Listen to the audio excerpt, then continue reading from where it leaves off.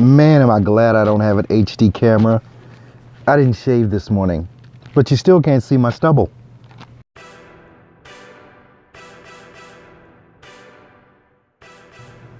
Hey folks, and welcome into Earl Hall Studio and Steps to VoiceOverSuccess.com, where we show the brand new and upcoming voiceover artist how to build an incredible voiceover career.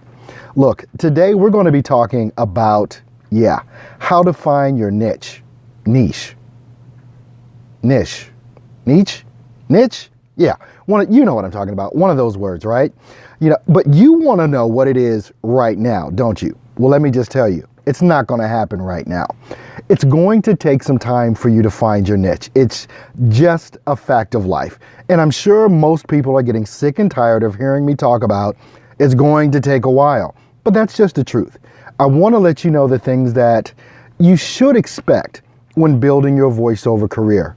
One of the things that I say all the time in voiceovers in regards to finding your niche is the market will tell you what your niche is. It will, based on what you're being hired for.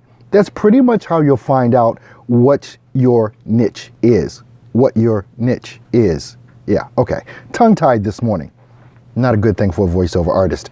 But anyway, when you're trying to discover your niche, one of the things that's going to happen is you've got to put in some work. You've got to figure out what that is. Now, there's a couple of ways that you can do that over a period of time or maybe relatively quickly. I'm not sure about the relatively quickly part, but there are coaches out there that say they can tell you what you should do voiceover in.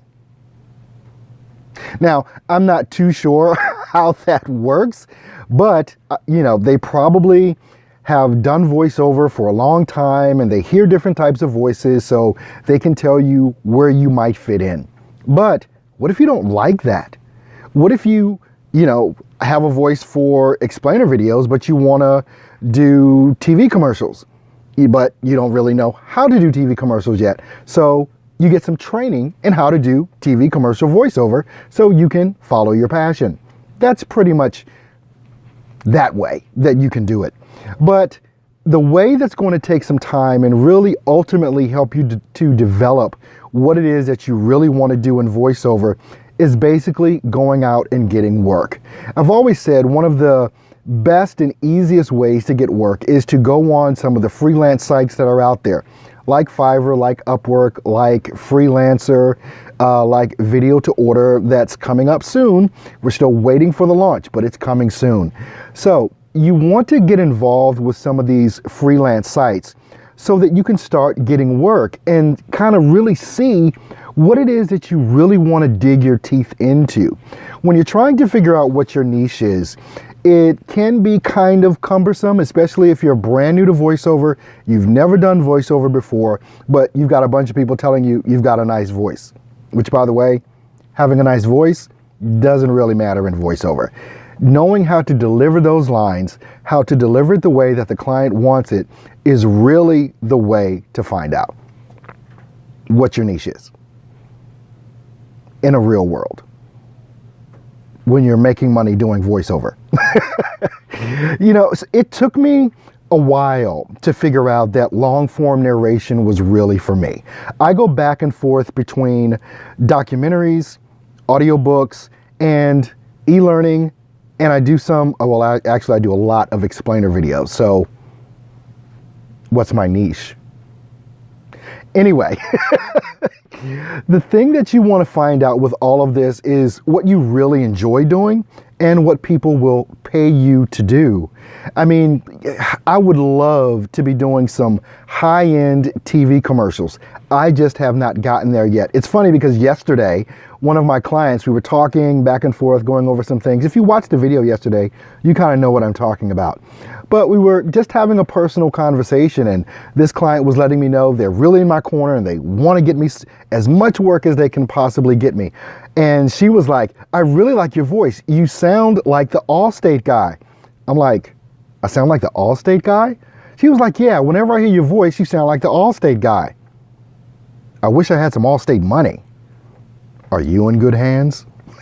Anyway, when you want to really find out what it is that you're really, really good at, it's going to take a period of time, and that's going to be, dependent on the amount of work that you're getting, so that you can kind of get a track record set up in regards to what you're getting paid for.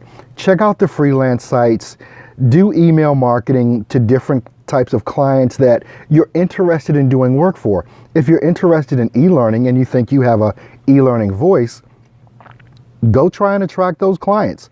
Use my Instagram strategy that I talked about a couple of videos ago to see if that's going to help you at all. Make sure that you've got some demos out there that you've created. Yeah, you can create your own demo. Anyway, I talk about that sometime too. But you want to make sure that you're putting your best foot forward in all of this.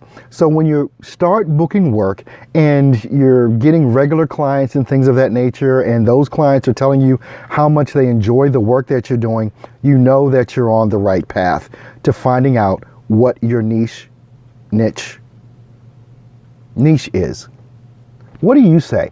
Put in the comments what you say. Do you say, how do you say that? Are you going to, how do you spell that out? Well, I say it niche and I say niche. Well, they're both spelled the same way. So how would you put that in the comments? Shoot me a video, send me an email, spell it out phonetically, something. How do you say it? I say niche. So we're going to go with that. I want to wish you a great Wednesday. I'm not going to say hump day, but I guess I just said it.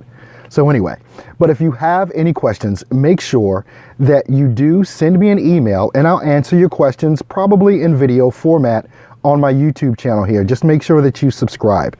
Shoot me an email at earlhallvo@gmail.com. And in the subject line, make sure that you always put VO question. And I'll see you guys tomorrow.